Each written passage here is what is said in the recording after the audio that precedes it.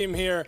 And look, John Tonjay's on there. He's been the identity of this newfound offensive explosion from Wisconsin. He's been an explosive scorer.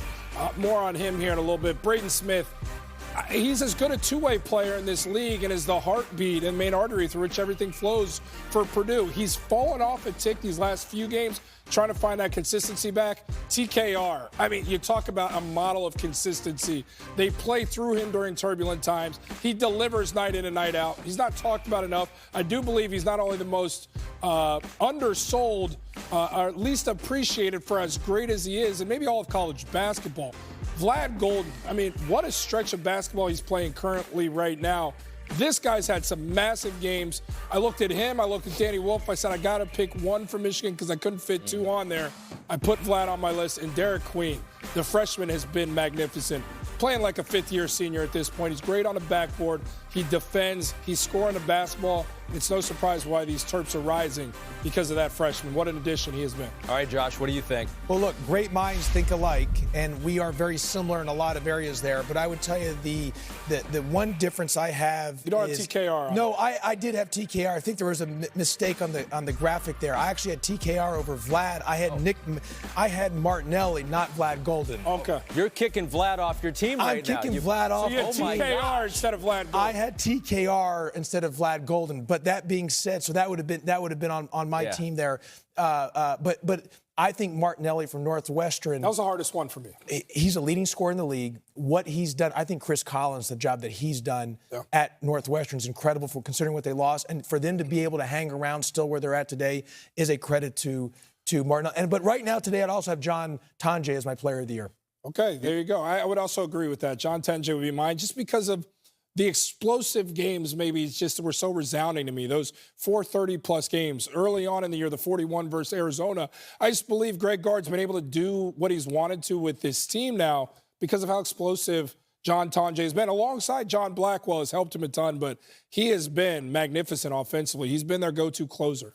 Yeah. Well, I was just going to say one other thing with these teams, and people could talk. You're only having 5 guys, as we discussed. Yeah. And a lot of the discussion was about Braden Smith. Should he be Player of the Year or not? Look, he has had a tremendous year, but he hasn't played as well as of late, which has been also a part of why some important games. Which is Purdue's had some struggles as of late. Yep. So one of the more important players in the Big Ten, clearly, because when he doesn't play well, Purdue doesn't play well as well. Bryce Williams, you could make a case for Nebraska. You could make a case for Dawson Garcia for the league in scoring for Minnesota. Could make a case for Bruce Thornton and Danny Wolf. I think are the other names you can consider. The two toughest ones for me, I'll just be transparent, were Martinelli and Danny Wolf. Yeah. The other guys have been great, no question. Dawson Garcia, I think his team didn't help him enough. Doesn't take away from the season he's had. Martinelli, to do this without Barnhizer, when all the focus is on him, is incredible. Danny Wolf checks so many different boxes for that team. It's so formidable, that duo in the pick-and-roll sequence of Golden with Wolf. I felt bad not putting Wolf on there. I just didn't have room. Sure. Well, how about this? Michigan State's probably going to win the Big Ten championship. This is the biggest point. And nobody from their team is on. We're not even discussing any of their players right now to be on one of those teams. Great call. That just shows you how great of a team that Michigan State is. And that was my 8th person, was Jace Richardson, truthfully. Sure. If he had the totality of the whole season, with how he's been playing as of late, he would find his way on my list. But it does speak to the job Coach Izzo's doing. We'll talk about Jace a little bit later. We're going to talk about the freshman that you guys would put number 1. And Jace is in that conversation, of course. Dylan Harper and Ace Bailey are in that conversation. But, Josh, who do you got? I got to go with Derek Queen. I just think he's been just an absolute monster this year. I mean, he punishes teams on the glass. He's so efficient offensively. The angles that he uses to score. Look, he's not a guy that's playing above the rim and is just going to dunk over you. But the way he uses his footwork, Jordan, you understand this, being able to play down by the rim there. He's so effective in the paint, so effective by the rim. Look, one of his areas of weakness is defensively. That a lot of times they try to have him in drop coverage. If he switches on guys, I think. Yeah, absolutely. But offensively, the more they can play through Derek Queen, he is a stud. And the way what he does offensively and the way he can score and angle you in the post, he's my freshman of the year. Yeah, look, he's a top 4 rebounder in the conference. He's a top 10 scorer in the league. Maryland is who they are because of their starting 5, but he's been that centerpiece. I mean, he's really the guy. through which they play through and allows those guards to kind of play off of him has allowed Reese not to have to shoulder as much of a load either because of the arrival of this young man. He's great. He's a top 5 draft pick. I mean, he's played like it all year. And I think the best is still in front of him in this freshman campaign because of how dangerous I think Maryland can be in March. We expected him to play well, maybe not quite this well. Expectations a lot of the time is how we determine coach of the year in a conference or in a league. When you go coach of the year, who's your guy? It was easy for me, and I'm saying it was easy even though there's a ton of guys deserving of the award, Coach. I went with Coach Tom Izzo, and I did it because, look, in this landscape, it's so hard to keep guys, to grow guys, and to establish your own culture. It's darn near impossible with the transfer portal and with NIL, the inordinate amounts of money these guys are being paid.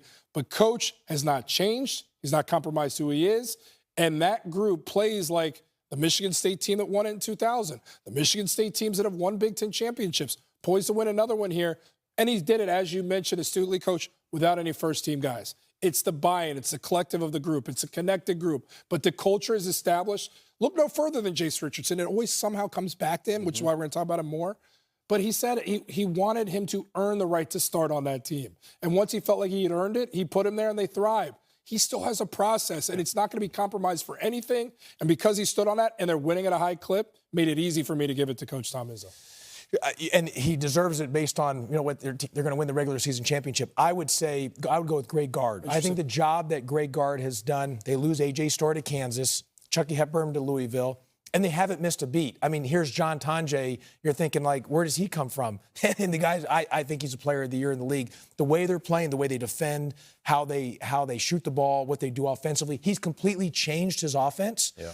And I think, now look, they had a slip up with the Oregon game, and we understand that. They've had a couple losses as of late. But I think they're playing as well as anyone, other than maybe this last week, as anyone in the entire country. And they, because of their guards, as you know how I feel about guard play, because of their guards, I think they can make a run in not only in the Big Ten tournament, but as you get into the NCAA tournament. I agree with you, and it came down to me for the Coach of the Year between Coach Izzo and Coach May.